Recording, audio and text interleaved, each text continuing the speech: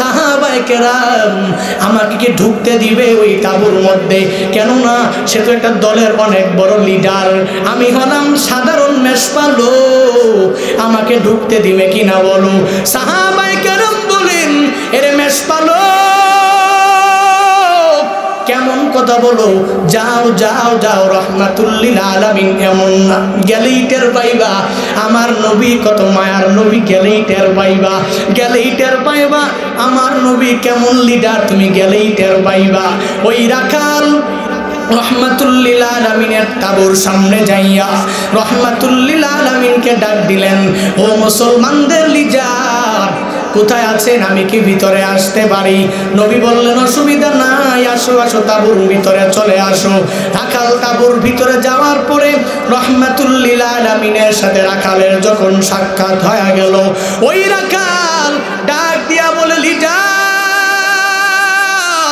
আমি তোমাকে চিনি না, জানি না, আমি জানি আমাদের দুর্গগুলো হস্তগত করার জন্য এখানে এসেছো, তুমি কি পয়গাম নিয়ে এসেছো, তুমি কি বার্তা নিয়ে এসেছো জানাইয়া দাও।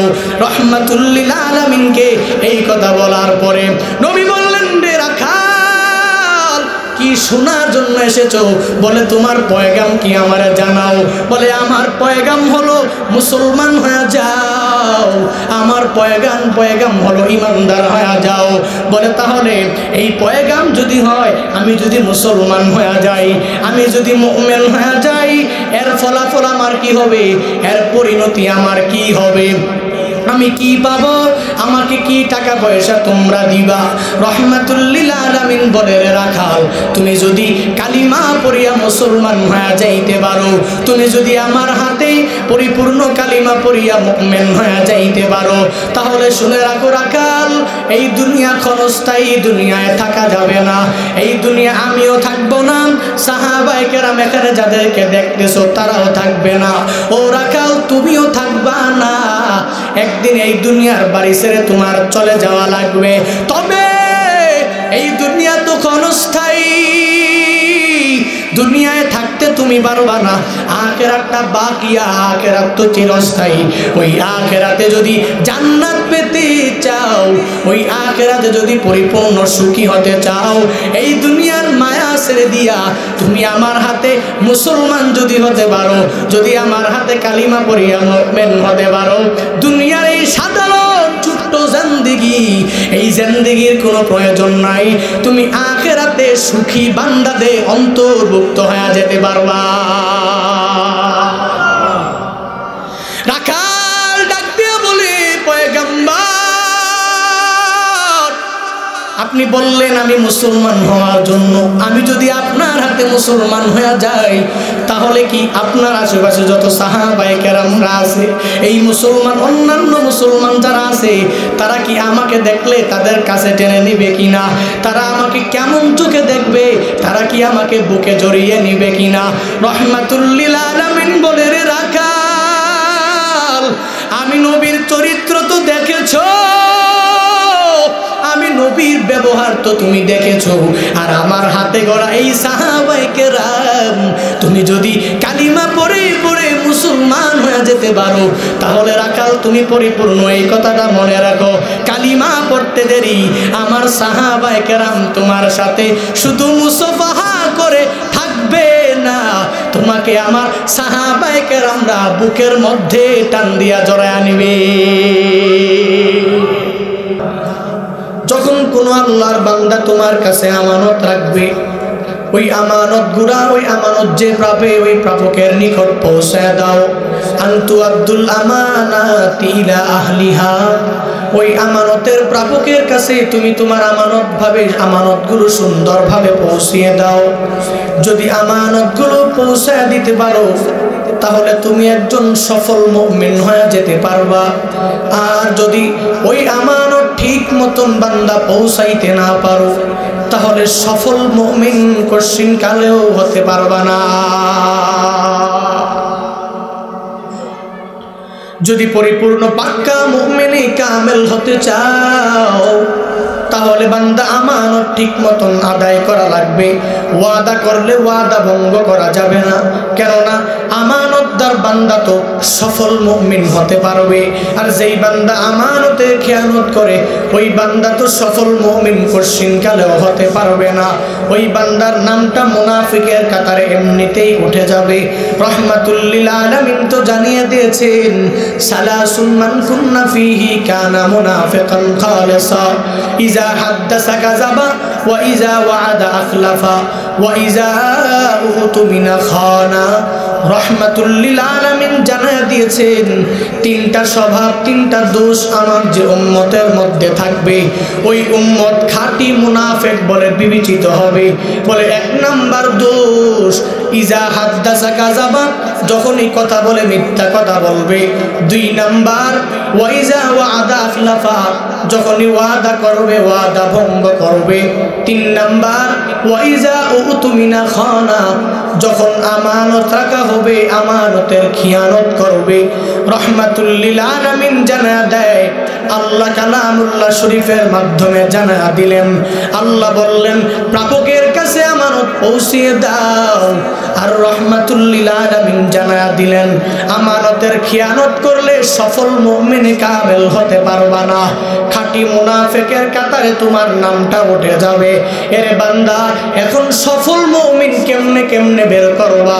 যেই বান্দা দেখবা কথায় কাজে মিল আছে, যেই বান্দা দেখবা আমানতদার বান্দা খেয়ানত করে না, যেই বান্দা নিজের জিন্দেগিটাকে নামাজ আর রোজা নেক আমলের সাথে পরিপূর্ণ সাদৃশ্য লাগায়, ওই বান্দাই পরিপূর্ণ মুমিনে কামেল আর সফল মুমিন হতে পারবে ওই বান্দা।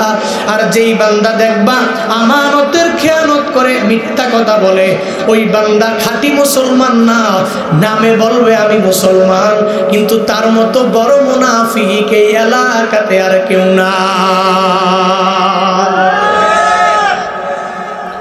মুখে মুখে দাবি করলে হবে না আমি মুসলমান, কার্যে পরিণত করা দেওয়া লাগবে যে আমি পাক্কা মুসলমান। এর বান্দা, মুসলমান যদি হতে চাও, পাক্কা মুমিনে কামেল যদি হতে চাও, সফল কাম যদি হতে চাও, ওই কিয়ামতের ময়দানে জান্নাতের মালিক যদি হতে চাও, তাহলে সর্বাবস্থায় বান্দা মিথ্যা ছেড়ে দিয়ে ওয়াদাগুলা ঠিক মতন পালন করতে হবে। অন্যের আমানতের খেয়ানত করা যাবে না।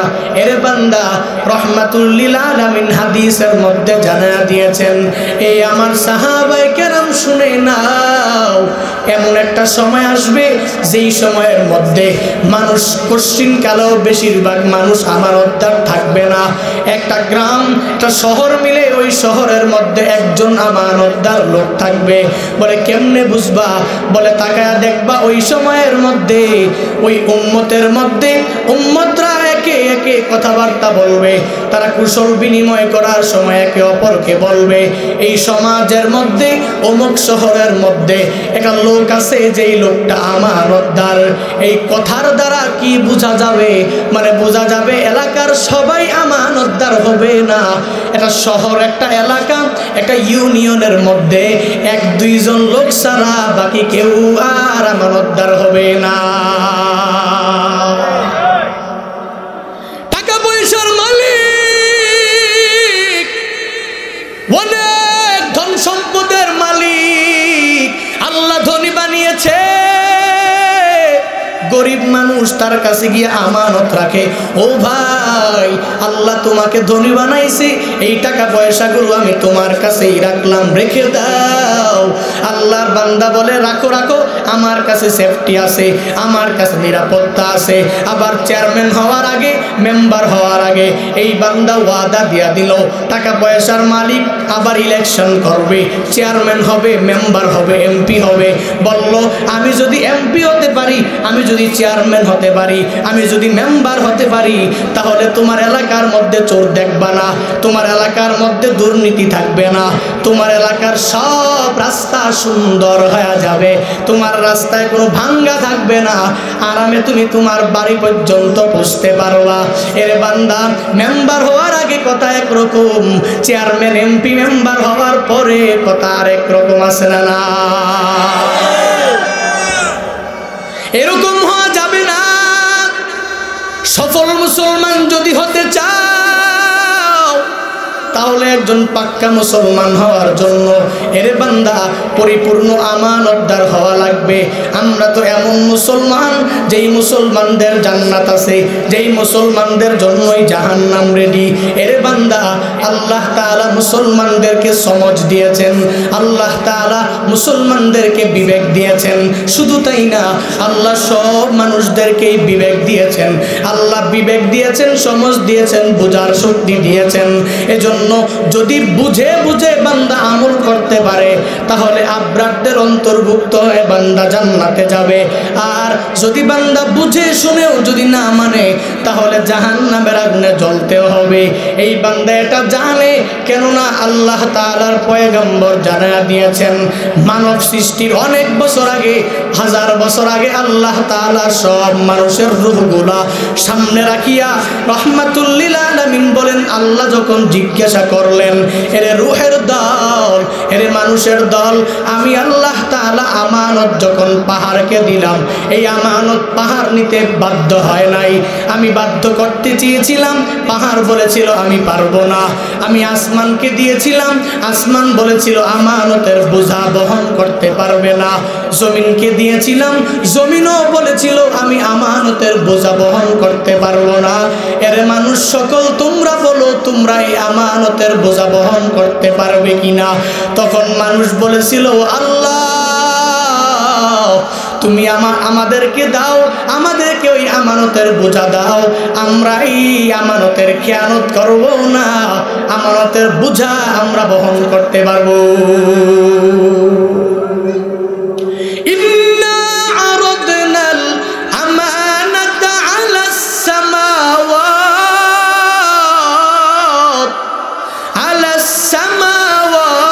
والأرض والجبال فأبين أن يحملنها وأشفقن منها وحملها الإنسان إنه كان ظلوما جهولا।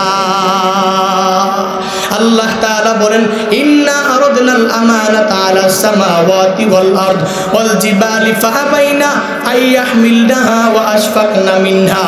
আল্লাহ বলেন আমি আল্লাহ যখন আসমানকে বললাম এরে আসমান আমানতের বোঝা নাও, আসমান নিষেধ করলো, আসমান বলল আমি পারবো না।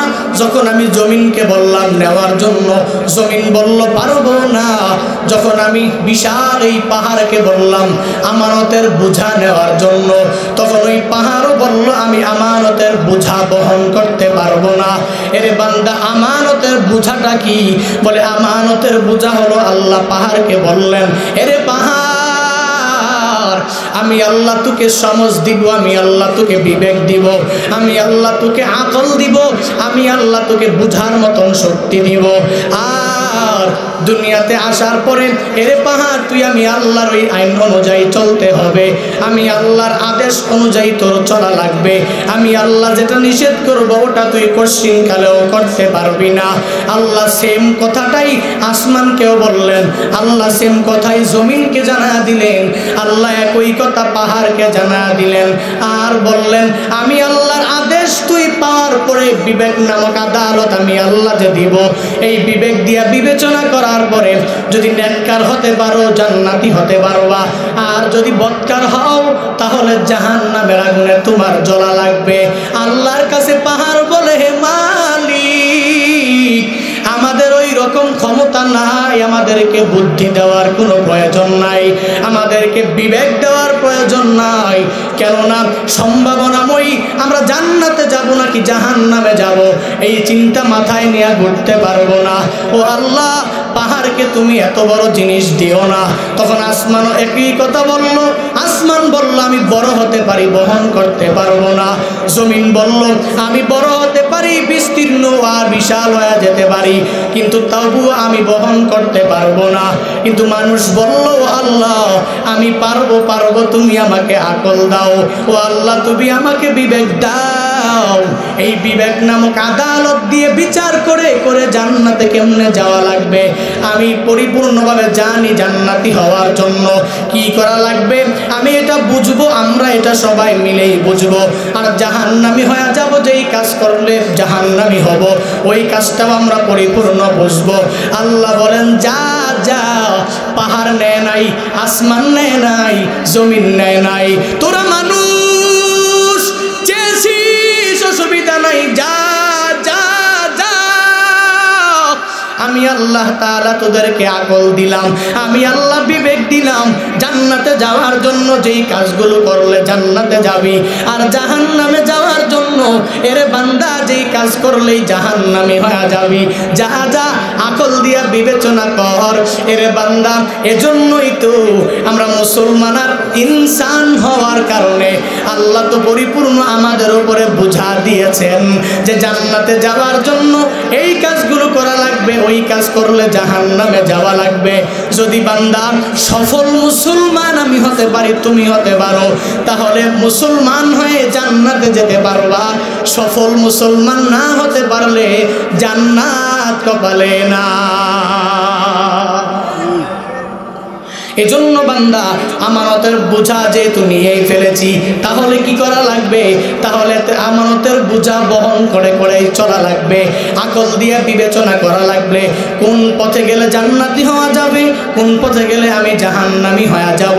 এজন্য এই আমানতদার রহমাতুল লিল আলামিনের কাছ থেকে শিখা লাগবে কেমনে আমানতদার হওয়া লাগবে, ওয়াদা ঠিক করে করে করে কেমনে চলা লাগবে। রহমাতুল লিল আলামিন নবুয়ত প্রাপ্তির পূর্বেই নবীর পরিপূর্ণ লকব হয়ে গেল। 1 নাম্বার লকব আস-সাদিক, 2 নাম্বার লকব হলো আল আমিন। রহমাতুল লিল আলামিনের এই লকব কোন মুসলমান দেয় নাই। রহমাতুল লিল আলামিনের উপাধি খ্রিস্টান, ইহুদি, বেঈমানরা, কাফেররাই দিয়েছে। কেন দিয়েছে? রহমাতুল লিল আলামিনের বিশ্বাস দেখে দিয়েছে, রহমাতুল লিল আলামিনের সত্যতায় দেখেই দিয়েছে, রহমাতুল লিল আলামিনের আমানতদারিতা দেখেই কাফের বেঈমানরা নবীকে লকব দিয়া দিল। 1 নম্বরে আস-সিদ্দিক, 2 নম্বরে আল আমিন। রহমাতুল লিল আলামিনকে 2 লকবে ভূষিত করে ফেললেন। রহমাতুল লিল আলামিনের উপাধি আল আমিন। মুসলমানরা নবীর কাছে টাকা পয়সা রাখে, ব্যাপারটা এরকম না। রহমাতুল লিল আলামিনের কাছে কাফের, বেঈমান, ইহুদি, খ্রিস্টান সবাই মিলে নবীর কাছে আমানতদার হিসাবে টাকা রাখে। আমানতদার হিসাবে তার কাছে সব কথা এসে খুলে বলে। রহমাতুল লিল আলামিন কেমন আমানতদার বান্দা পরিপূর্ণ বুঝে নাও। আজকে ওই রহমাতুল লিল আলামিনের উম্মত হওয়ার পরে আমানতের খেয়ানত করি, আবার বলি আমি নবীর পাক্কা উম্মত, আবার বলি আমি নবীর খাঁটি একজন আশেক। এর বান্দা আশেক দাবি করার পরে আমানতদার হতে পারো নাই, আশেক দাবি করার পরে নিজের ওয়াদা ঠিক মতন রাখতে পারো নাই। এজন্য আশেকের রাসূল মুখে মুখে দাবি করলেই হয় না, বরং রহমাতুল লিল আলামিনের মতো আমানতদার হও। রহমাতুল লিল আলামিন যেই কথা বলেছেন, আল্লাহ যা বলেছেন তা এমন ভাবে পালন করে সমাজবাসীকে দেখা দাও। ওই সমাজের কাছে ব্যানার টানায়া বলা লাগবে না আমি ওই পীরের মুরিদ, আমি আহলুস সুন্নি আর আশেকে রাসূল। তোমার আমল দেখে বলবে তুমি সুন্নতের পাবন্দি। ঠিক কি ঠিক না? যেন বলা লাগবে না আমি পাক্কা মুসলমান, আমি একজন মুমিনে কামেল, আমি একজন সফল মুসলমান, আমি একজন নবীর খাঁটি আশেক। এটা বলা লাগবে? কথা বলেন না কেন? বলা লাগবে না, মানুষই আমাকে বলবে। ঠিক কি ঠিক না? আমার আমল দেখে, আমার চালচলন দেখে, আমার চলাফেরা দেখে, আমার ইতা দেখে, আমার ওয়াদার সব কিছু ওয়াদার রক্ষা করা, ভঙ্গ করা, এগুলো দেখে মানুষ আমাকে বলবে এই লোকটা আমানতদার, এই লোকটা ওয়াদা করে ভঙ্গ করে না। রহমাতুল লিল আলামিনের সুন্নাহ অনুযায়ী এই লোকটা চলে। ঠিক কি ঠিক না? এজন্য মুখে বলার কোনো প্রয়োজন, মুখে বলি আমরা সুন্নি, আমল করি না একটুখানি। মুখে বলি আমরা সুন্নি, আমল করি না একটু একটুখানি আজকে থেকে ওয়াদা করলাম সুন্নত ছাড়বো না, আজকে থেকে ওয়াদা করলাম সুন্নত ছাড়বো না। নবীর শাফায়াত শুধু আমার কামনা, নবীর শাফায়াত শুধু আমার বাসনা, নবীর শাফায়াত শুধু আমার কামনা, নবীর শাফায়াত শুধু আমার বাসনা। বিশ্ব নবীর উম্মত আমরা, গুনার ক্ষেত্রে আমরাই সেরা। বিশ্ব নবীর উম্মত আমরা, গুনার ক্ষেত্রে আমরাই সেরা। মাফ করে দাও হে প্রভু নবীর উসিলা, মাফ করে দাও হে প্রভু নবীর উসিলা। নবীর শাফায়াত শুধু আমার কামনা, নবীর শাফায়াত শুধু আমার বাসনা, নবীর শাফায়াত শুধু আমার কামনা, নবীর শাফায়াত শুধু আমার বাসনা। মারহাবা, একটু জিকির করি লা ইলাহা, একটু চালান বলুন লা ইলাহা ইল্লাল্লাহ, লা ইলাহা ইল্লাল্লাহ, লা ইলাহা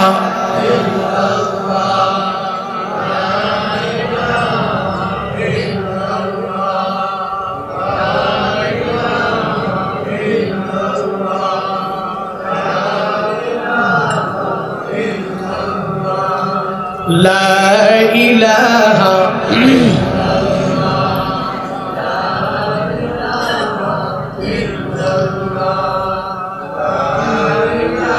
মুহাম্মাদুর রাসূলুল্লাহ। সুতরাং বান্দা, রহমাতুল লিল আলামিন তো আমানতদার। রহমাতুল লিল আলামিন কিরকম? আল্লাহ আমিন। কাফের বেঈমানের দলেরা, ইহুদিদের দলেরা রহমাতুল লিল আলামিনকে উপাধি দিয়া দিলেন নবী এত বড় আল্লাহ আমিন, নবী এত বড় আমানতদার। এরে বান্দা, রহমাতুল লিল আলামিনের কাছে যখন সবাই আমানত রাখে, নবী আল্লাহর অর্ডার পাইয়া মক্কা থেকে যখন মদিনায় হিজরত করার জন্য যখন রওনা হবে, ওই সাহাবায়ে কেরামরা মিলিয়াও সবাই মিলে তো রহমাতুল লিল আলামিনের কাছে আমানত রাখে। কাফেররাও রাখে, ইহুদিরাও রাখে, খ্রিস্টানরাও রাখে। নবীর কাছে আমানত রাখার কারণে নবী তো মদিনায় চলে যাবে। এবার নবী কিভাবে তাদের কাছে বুঝায়া দেয়া যাবে? রহমাতুল লিল আলামিন আলী রাদিয়াল্লাহু তাআলা আনহুকে জানা দিলেন, হে আলী শুনে নাও, আমি রহমাতুল লিল আলামিন মক্কা ছেড়ে আমি মদিনায় চলে যাব, হিজরত করে চলে যাব। তোমার যাওয়া লাগবে না, আমার বিছানায় তুমি শুয়ে থাকো। আর আমার কাছে যে আমানতগুলো রাখা হয়েছে, এই আমানতগুলো মানুষের কাছে পৌঁছায় দিয়া ও আলী তুমি মদিনার দিকে রওনা হবা। রহমাতুল লিল আলামিন আলীকে এই কথা বলার পরে আলী বলে, পয়গম্বর আমি আলী কেন যাব? পরে যাব, আপনার সাথেই যাব। নবী বলে, না না, আমার সাথে যাওয়ার দরকার নাই। এই মক্কার বড় বড় লিডাররা, মক্কার বড় বড় ইহুদি খ্রিস্টান বেঈমানের লোকেরা সবাই আমার কাছে আমানত রেখেছে, খেয়ানত করছিন কেন আমি করব না। এই সব তুমি পৌঁছায় দিয়া মদিনার দিকে তুমি রওনা হয়ে যাইবা। রহমাতুল লিল আলামিন আলীকে কেন এ কথা বললেন? নবী তো দিলেও পারতেন, হাতে হাতে গিয়া দিলেও পারতেন, কেন না? রহমাতুল লিল আলামিনের কাছে যেই কাফের বেঈমানরা পরিপূর্ণ আমানতগুলো রেখেছিল, নবী যদি তাদের কাছে গিয়া বলে যায়, যদি বলে তুমি যে আমানত রেখেছো তুমি ফিরাইয়া নাও, আমি এই শহরের মধ্যে আর থাকবো না, হিজরত করে মদিনার দিকে ছুটে যাব। ওই লোকেরা মানতে পারবে না, এর মধ্যে কাফের বেঈমানরা আরো আগেও মানতে পারবে না। কেননা মুসলমানদের থেকে এই কাফেরদের দরদ আমি মায়ার নবীর প্রতি অনেক বেশি। কেননা আবু জাহেল তাদের লিডার হওয়ার পরেও, আবু জাহেল উতবা সাহেবারা লিডার হওয়ার পরেও তাদের কাছে আমানত রাখে নাই। আমি রহমাতুল্লিল আলামিনকে আমানতদার মনে করে করে করে আমার কাছে সব আমানতগুলো ঠিক মতনই রেখেছে। তারা জানে আমি খেয়ানত করে কোথাও যাব না। এজন্য নবী হযরতে আলী রাদিয়াল্লাহু তাআলা আনহুর কাছে বলে গেলেন, হে আলী, আমি চলে যাব, যেই যেই লোকগুলো আমার কাছে আমানত রেখেছে এদের কাছে পরিপূর্ণ আমানতগুলো তুমি পৌঁছায় দিবা। এরে বান্দা, রহমাতুল্লিল আলামিনের কাছে কাফেররাও আমানত রাখে, কিন্তু বর্তমান জমানায় তাকায় দেখো, আমি মুসলমান হলাম, আমি মুসলমান দাবি করলাম, ধন দৌলত থাকার পরে গরিব আল্লাহর বান্দারা হিন্দুর কাছে গিয়া টাকা আমানত রাখে, মুসলমানের কাছে আমানত রাখে না। হিন্দুকে মনে করে হিন্দু আমার ভাই, মুসলমান গরিব লোকেরা টাকা দেখো ওই মুসলমানদের মধ্যে যারা ধনী তাদেরকে ভাই বলে মনে করে না। কেন মনে করে না? কারণ ধনী বান্দাটা তো গরিবকে দেখতে পারে না, উপেক্ষা করে করে করে করে চলাফেরা করে, দেখতে পারে না, জুলুমান নির্যাতনের স্টিম লোরা চালায়। এরে বান্দা, ধনী হয়েছে তো কি হয়েছে, আমানতদার হয়ে যাও। রহমাতুল্লিল আলামিনের মতো পরিপূর্ণ আল আমিন উপাধির লকব যদি পেতে চাও, তাহলে বান্দা আমানতের খিয়ানত কোশ্চিন কালেও করা যাবে না। রহমাতুল্লিল আলামিন কিরকম আমানতদার, এই ঘটনা পড়লে পরিপূর্ণ বোঝা যাবে। ঘটনাটা মনোযোগ দিয়ে শুনো। খায়বারের একটা যুদ্ধ হয়েছিল। রহমাতুল্লিল আলামিন ওই খায়বার প্রান্তরে যখন সাহাবায়ে কেরামদেরকে নিয়ে গেলেন, খায়বার নামক প্রান্ত কাফের বেঈমানদের ইহুদিদের হচ্ছে সবচেয়ে বড় ওই জায়গা, সভাসদ ওখানেই করে, দুর্গের কোনো কমতি নাই। খায়বার ওই জায়গায়, খায়বার নামক প্রান্তরে তাদের দুর্গ ওখানে আছে। ওই দুর্গের মধ্যে ঢুকে ঢুকে সকল লিডাররা মিলিয়া তারা চিন্তা করে, আর সভাসদের মধ্যে সবার মধ্যে জানা দেয় কে কোন মুসলমানটাকে আক্রমণ করবি, কে কোন মুসলমানকে ধ্বংস করবি, জিহাদের ময়দানে কে কোথায় থাকবি। ওই দুর্গের মধ্যে তারা সভাসদ বসাইয়া ওই সভাসদের মধ্যে তারা এই চিন্তা নিয়া ওখানেই বসে। রহমাতুল্লিল আলামিন মুসলমানদেরকে এই ষড়যন্ত্র থেকে বাঁচানোর জন্য নবী খায়বার প্রান্তরে যখন যায়, আমার নবী সাহাবায়ে কেরামদেরকে নিয়া বলে, এর সাহাবায়ে কেরাম, এই দুর্গগুলা তোমরা সবাই মিলিয়া অবরোধ করে ফেলো, অবরোধ করে ফেললে তারা বের হতে পারবে না। যখন আমরা অনেক দিন থাকবো তাহলে এমনিতেই খায়বার আমাদের হস্তগত হয়ে যাবে। রহমাতুল্লিল আলামিন সাহাবায়ে কেরামদেরকে এই আদেশ দেওয়ার পরে সাহাবায়ে কেরাম অবরুদ্ধ করে ফেললেন পুরা দুর্গটাই। খায়বারের সব দুর্গ অবরোধ শেষ। একদিন দুই দিন কয়েকদিন যাওয়ার পরে ওই ইহুদিদের মধ্যকার একটা রাখাল বের হলেন, ভিতর থেকে বাইরে বের হলেন। ওই রাখালটা মেষ চড়ানোর জন্য যখন ওই ভিতর থেকে বাহির হলেন, বাহিরে বের হওয়ার পর তাকা দেখে মুসলমানদের তাঁবুর কোনো অভাব নাই। রাখাল মনে মনে চিন্তা করে মুসলমানদের কাছে যাই। সারা জীবন আমি রাখাল তো ইহুদিদের চরিত্র আর কালচার দেখলাম, এখন মুসলমানদের কাছে যাই, মুসলমানদের কাছে গিয়া দেখি এদের মন মানসিকতা কেমন, এদের চরিত্র কেমন, এদের কালচার কেমন, আমি একটু জেনে আসি। ওই রাখাল এই চিন্তা মনের মধ্যে নিয়া যখন ওই তাঁবুর দিকে, তাঁবুর সামনে অগ্রসর হয়ে যায়, তাঁবুতে যাওয়ার পর ওই রাখাল তাঁবুর মধ্যে গিয়া সাহাবায়ে কেরামদেরকে জিজ্ঞাসা করে, এর সাহাবায়ে কেরামের দল,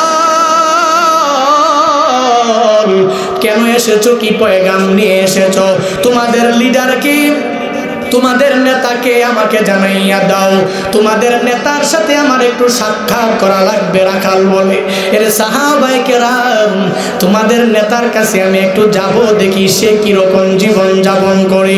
সাহাবায়ে সাহাবায়ে কেরাম বলেন অসুবিধা নাই, ব্যবস্থা করে দিব, জায়গাও চিনা দিব, ওখানে যাওয়া লাগবে, ওখানে যাইবা, ওখানে গেলে রহমাতুল লিল আলামিনকে পেয়ে যাইবা। বলেন তোমাদের লিডারের তাবু কোনটা? বলে তাকাইয়া দেখো বরাবর ওই তাবুটার মধ্যে আমাদের লিডার, আমাদের নেতা হযরতে মুহাম্মদুর রাসূলুল্লাহ সাল্লাল্লাহু আলাইহি ওয়াসাল্লাম ওই তাবুর মধ্যেই বসে আছে। তুমি যদি যাইতে পারো তাহলে পরিপূর্ণতার সাথে সাক্ষাৎ করতে পারবা। ওই রাখাল ডাক দিয়া বলে সাহাবায়ে কেরাম আমাকে কি ঢুকতে দিবে ওই তাবুর মধ্যে? কেননা সে তো একটা দলের অনেক বড় লিডার, আমি হলাম সাধারণ মেষপালো, আমাকে ঢুকতে দিবে কিনা বলো। সাহাবায়ে কেরাম বলেন এরে মেষপালো কেমন কথা বলো, যাও যাও যাও, রহমাতুল লিল আলামিন এমন না, গেলেই টের পাইবা আমার নবী কত মায়ার নবী, গেলেই টের পাইবা, গেলেই টের পাইবা আমার নবী কেমন লিডার, তুমি গেলেই টের পাইবা। ওই রাখাল রহমাতুল লিল আলামিনের তাবুর সামনে যাইয়া রহমাতুল লিল আলামিনকে ডাক দিলেন, ও মুসলমানদের লিডার কোথায় আছেন, আমি কি ভিতরে আসতে পারি? নবী বললেন অসুবিধা নাই, আসো আসো, তাবুর ভিতরে চলে আসো। রাখাল তাবুর ভিতরে যাওয়ার পরে রহমাতুল লিল আলামিনের সাথে রাখালের যখন সাক্ষাৎ হয়ে গেল, ওই রাখাল ডাক দিয়া বলে লিডার আমি তোমাকে চিনি না জানি না, আমি জানি আমাদের দুর্গগুলো হস্তগত করার জন্য এখানে এসেছো, তুমি কি পয়গাম নিয়ে এসেছো, তুমি কি বার্তা নিয়ে এসেছো জানাইয়া দাও। রহমাতুল লিল আলামিনকে এই কথা বলার পরে নবী বললেন রে রাখাল কি শোনার জন্য এসেছো? বলে তোমার পয়গাম কি আমারে জানাও। বলে আমার পয়গাম হলো মুসলমান হয়ে যাও, আমার পয়গাম হলো ইমানদার হয়ে যাও। বলে তাহলে এই পয়গাম যদি হয়, আমি যদি মুসলমান হয়ে যাই, আমি যদি মুমিন হয়ে যাই, এর ফলাফল আমার কি হবে, এর পরিণতি আমার কি হবে, আমি কি পাবো, আমাকে কি টাকা পয়সা তোমরা দিবা? রহমাতুল লিল আলামিন বলে রাখাল তুমি যদি কালিমা পড়িয়া মুসলমান হয়ে যাইতে পারো, তুমি যদি আমার হাতে পরিপূর্ণ কালিমা পড়িয়া মুমিন হয়ে যাইতে পারো, তাহলে শুনে রাখো রাখাল এই দুনিয়া ক্ষণস্থায়ী, দুনিয়ায় থাকা যাবে না, এই দুনিয়া আমিও থাকবো না, সাহাবায়ে কেরাম এখানে যাদেরকে দেখতেছো তারাও থাকবে না, ও রাখাল তুমিও থাকবা না, একদিন এই দুনিয়ার বাড়ি ছেড়ে তোমার চলে যাওয়া লাগবে। তবে এই দুনিয়া তো ক্ষণস্থায়ী, দুনিয়ায় থাকতে তুমি পারবা না, আখিরাতটা বাকিয়া, আখিরাত তো চিরস্থায়ী। ওই আখিরাতে যদি জান্নাত পেতে চাও, ওই আখিরাতে যদি পরিপূর্ণ সুখী হতে চাও, এই দুনিয়ার মায়া ছেড়ে দিয়া তুমি আমার হাতে মুসলমান যদি হতে পারো, যদি আমার হাতে কালিমা পড়িয়া মুমিন হতে পারো, দুনিয়ার এই সাধারণ ছোট্ট জিন্দেগি, এই জিন্দেগির কোনো প্রয়োজন নাই, তুমি আখিরাতে সুখী বান্দাদের অন্তর্ভুক্ত হয়ে যেতে পারবা। রাখাল ডাক দিয়ে বলে পয়গম্বর আপনি বললেন আমি মুসলমান হওয়ার জন্য, আমি যদি আপনার হাতে মুসলমান হয়ে যাই, তাহলে কি আপনার আশেপাশে যত সাহাবায়ে কেরামরা আছে, এই মুসলমান অন্যান্য মুসলমান যারা আছে, তারা কি আমাকে দেখলে তাদের কাছে টেনে নিবে কিনা, তারা আমাকে কেমন চোখে দেখবে, তারা কি আমাকে বুকে জড়িয়ে নিবে কিনা? রহমাতুল লিল আলামিন বলে রে রাখাল আমি নবীর চরিত্র তো দেখেছো,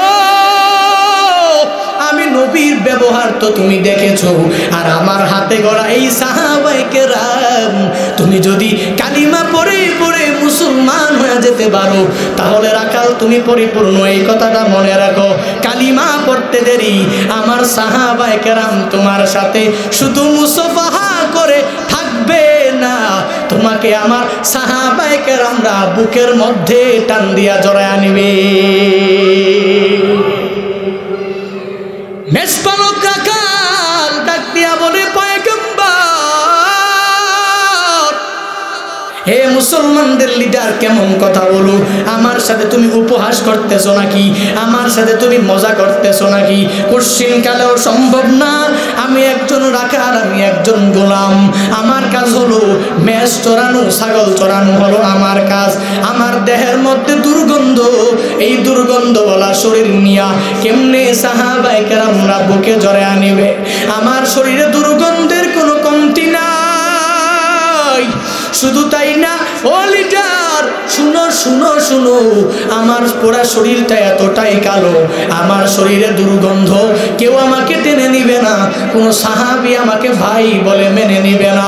রহমাতুল লিল আলামিন বলে, রে রাখাল, কোনো অসুবিধা নাই, যদি কালিমা পড়িয়া মুসলমান হয়ে যেতে পারো, তোমার এই কালো বডি আমার আল্লাহ সুন্দরে পরিণত করে দিবে। শুধু তাই না, আমার আল্লাহ তোমার শরীরটা সুগন্ধ দিয়া ভরপুর করে দিবে। রাখাল বলেন, যেহেতু এতটাই ফায়দা, তাহলে এই দুনিয়াতে থাকার প্রয়োজন নাই, এই দুনিয়া পাওয়ার প্রয়োজন নাই। এই দুনিয়া ক্ষণস্থায়ী, আখিরাত তো চিরস্থায়ী। ওই আখিরাতে সুখী হওয়া প্রয়োজন। ও লিডার, তুমি আমাকে পড়াইয়া দাও, পড়াইয়া দাও লা ইলাহা ইল্লাল্লাহু মুহাম্মাদুর রাসূলুল্লাহ সাল্লাল্লাহু আলাইহি ওয়াসাল্লাম। রাখাল রহমাতুল লিল আলামিনের হাতে কালিমা পড়িয়া মুসলমান হয়ে গেলেন। এবার রাখাল বলেন, ও পয়গম্বর, আমার কাজ কি? আমি তো মুসলমান হয়ে গেলাম। বলে, তোমার প্রথম কাজ হলো, তোমার কাছে যে ছাগলগুলো আছে যেগুলা চড়ানোর জন্য, তো এই ছাগলগুলো মাঠে চড়ানোর জন্য তুমি দুর্গ থেকে বের হয়েছিলা, এই ছাগলগুলো এক নম্বরে তুমি তার আমানতদার হিসাবেই আছো। এক নম্বরে ইহুদিদের কাছে ছাগলগুলো পৌঁছায় দেওয়া লাগবে। আর যদি তুমি পৌঁছায় না দাও, তাহলে তুমি আমার সাথেও থাকতে পারবা না, তুমি মুসলমান হতে পারবা না। ছাগলগুলো এক নম্বরে পৌঁছায় দেওয়া লাগবে। কণ্ঠকাকীর্ণ সময়, এত সংকীর্ণ সময় রহমাতুল লিল আলামিন বলে দিলেন, এরে রাখাল, এই ছাগলগুলো যাও যাও নিয়া নিয়া দুর্গের ভিতরে চলে যাও, চাই ইহুদিদের কাছে ইহুদিদের মাল পরিপূর্ণ বুঝাইয়া দাও। এরে বান্দা, রহমাতুল লিল আলামিন কোন সময় এই ছাগলগুলো পৌঁছায় দেওয়ার জন্য বলে? আমার নবী তো এমন আমানতদার, এমন আমানতদার নবী আমার, ইহুদিদের কাছে ছাগলগুলো পৌঁছায় দেওয়ার জন্য তাকে পাঠায় দিলেন।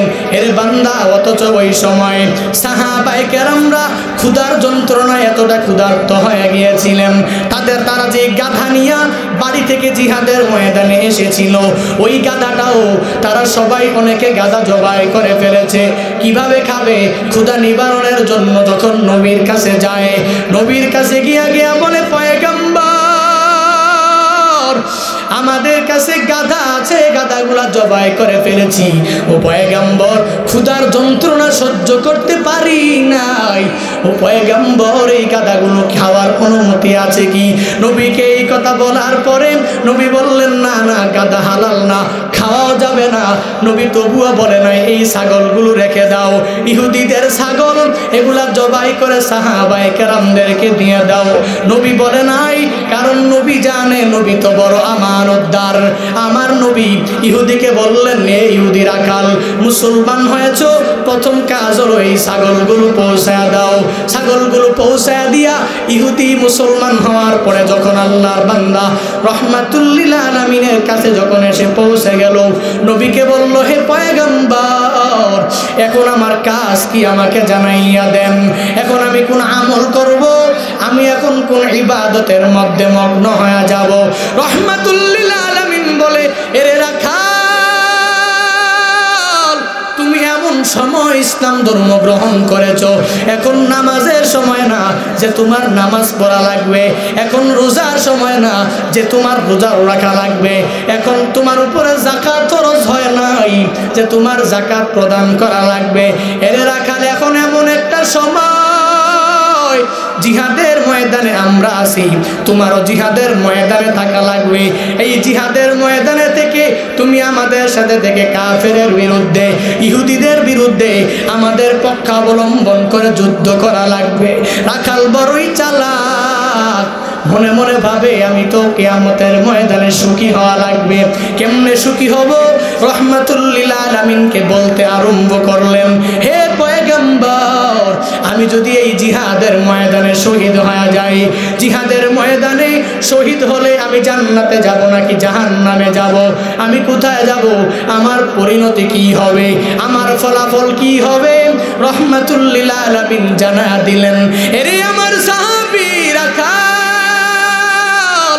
একটু আগেও তুমি জাহান্নামীদের মধ্যে ছিলা, এখন কালিমা পড়ার পর যদি তুমি আজকে জিহাদের ময়দানে শহীদ হয়ে যাও, তুমি জাহান্নামী 1 ঘন্টা আগেও ছিলা, 1 ঘন্টা পরে বা এখন যদি মারা যাও, তাহলে শহীদদের কাতারে তোমার নাম উঠে যাবে, আল্লাহর জান্নাত তোমার জন্য বরাদ্দ হবে। মেষপালক রাখাল ডাক দিয়া বলে, ও পয়গম্বর আমার, অসুবিধা নাই, অসুবিধা নাই, আমি জিহাদের ময়দানে ঝাঁপিয়ে পড়ব। আল্লাহর কি কুদরত! ওই জিহাদের ময়দানে ওই মেষপালকটার ইন্তেকাল হয়ে গেল। যুদ্ধ যখন শেষ হয়ে গেল, এর বান্দা সংক্ষিপ্ত করে ফেললাম, যুদ্ধ যখন শেষ হয়ে গেল, রহমাতুল লিল আলামিন রাখালটাকে দেখার জন্য, সাহাবায়ে কেরামদের লাশগুলো পরিদর্শন করার জন্য, শহীদদেরকে দেখার জন্য নবী যখন মাঠে মাঠে ঘুরে ঘুরে দেখা আরম্ভ করলেন, একটু পরে যাওয়ার পর রহমাতুল লিল আলামিন তাকায়া দেখলেন এক জায়গায় সাহাবায়ে কেরামদের ভিড়, তারা দাঁড়াইয়া আছেন। নবী যায়া বলেন, এরে আমার সাহাবায়ে কেরামের দল, তোমরা এখানে কি করো? তোমাদের কাজ কি? এখানে ভিড় জমাইছো কেন? সাহাবায়ে কেরাম ডাক দিয়া বলে, ও পয়গম্বর, আপনাকে সাথে নিয়ে নিয়ে আপনার সাথে আমরা এই যুদ্ধের ময়দানে এসেছি, কিন্তু এখানে একটা লোক সাহিত্য আছে, যেই লোকটা শহীদ হয়ে গেছে পয়গম্বর, এই লোকটা আমরা জানি আমাদের সাথে এই লোকটা আসে নাই, এই লোকটা আমাদের পক্ষাবলম্বন করে যুদ্ধ করেছে, এই লোকটা সাহাবী না, আমরা জানি না এই লোকটা কোত্থেকে এসেছে, এই লোকটাকে আপনি চিনেন কিনা? হে নবী, এজন্যই আমরা বের করে দাঁড়ায় আসি। পয়গম্বর ডাক দিয়া বলে, রে সাহাবায়ে কেরাম,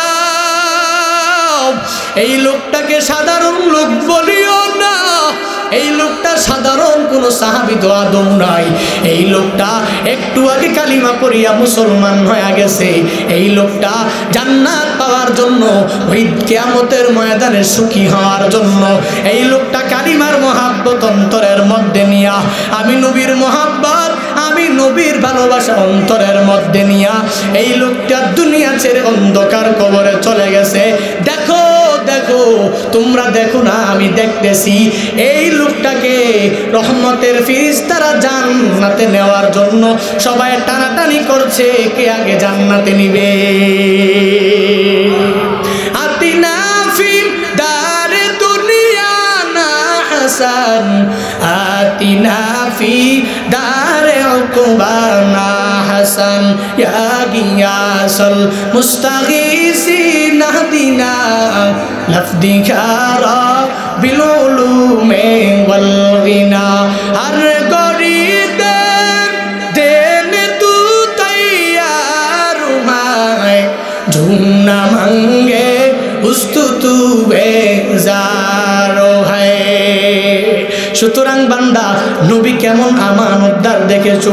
সাহাবায়ে কেরাম না খেয়ে ক্ষুধার্ত, যুদ্ধের নীতি হলো, যুদ্ধ নীতি কি বলে, যে প্রতিপক্ষ থাকবে তার জানের উপরে হস্তক্ষেপ করা, তার মালের উপরে হস্তক্ষেপ করা, এটাই যুদ্ধ নীতি।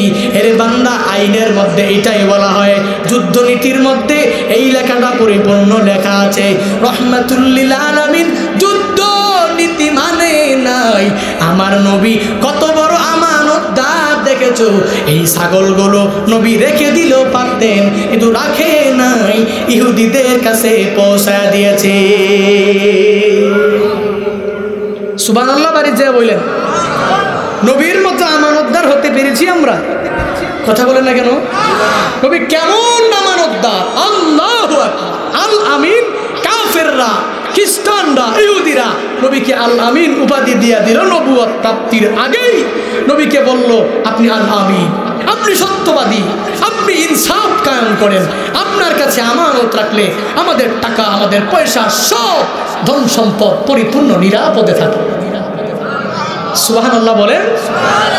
ওই নবীর উম্মত হয়ে আজকে আমানতের খেয়ানত করি। এই ভাই আসেন আসেন নবীর সুন্নাহ অনুযায়ী নিজের জিন্দেগিটাকে গড়ার চেষ্টা করি, নিজে আমানতদার হই, ওয়াদা রক্ষা করার চেষ্টা করি আল্লাহর কাছে। ওই যে মানব সৃষ্টির কত হাজার বছর আগে যে ওয়াদা করেছিলাম, হে মালিক আমাদেরকে দাও জান্নাতে যাওয়ার জন্য যে বুদ্ধি লাগবে, জাহান্নামে যাব কোন কাজ করলে যেই বুদ্ধি লাগবে, ওই বুদ্ধি বিবেক সমাজ আমাদেরকে দাও আল্লাহ, আমরা এই আমানতের বোঝা বহন করতে পারবো। এজন্য ইয়া আইয়ুহাল্লাযীনা আমানু, হে ঈমানওয়ালারা, আল্লাহ এবং রাসূলের সাথে যেই কথাগুলো ওয়াদা দিয়েছো খেয়ানত করো না। লা তাখুনুল্লাহ ওয়ার রাসূল ওয়া তাখুনু আমানাতিকুম ওয়া আনতুম তা'লামুন, জেনে শুনে তোমরা জানো আমানতের খেয়ানত হচ্ছে নিজের জান মাল আল্লাহ দিয়েছেন, আল্লাহর কাছে এটাই আমরা আমানতদার হিসাবে এই জান মালের ভালো খরচ করতে হবে। আমরা সময়টাকে যে ব্যয় করি এই সময়গুলো আমানত হিসাবেই ব্যয় করব, যাতে আমানতের খেয়ানত কোনোভাবেই আমাদের না হয়ে যায়। আল্লাহ পাক রব্বুল আলামিন আমানতদার পরিপূর্ণ হওয়ার তৌফিক দান করুন, সকলে বলি আমিন। আরো জোরে বলি যেন আমানতদার হতে পারবো তো ইনশাআল্লাহ। আমানত ঠিক মতন রাখবো। আমরা তো মনে করি আমানতদার বলতে কি টাকা পয়সা ধন দৌলত কেউ রাখছে এটাই আমানত, না, এর ব্যাপক অনেক অর্থ আছে। ইনশাআল্লাহ ভবিষ্যতে যদি আপনাদের আশপাশে কোনো এলাকায় আসি, আপনাদেরকে একবারে চিফ গেস্টের বয়ানে, প্রধান বক্তার বয়ানে যে সময় থাকবে অনেক, ওই সময় বিস্তারিত এই আমানতের ব্যাপক অনেক অর্থ আছে।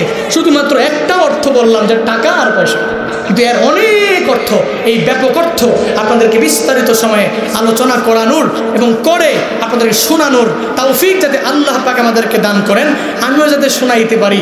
আল্লাহ তাআলা আমাদের প্রত্যেকের হায়াতে বারাকাহ দান করুন, সকলে বলি আমিন।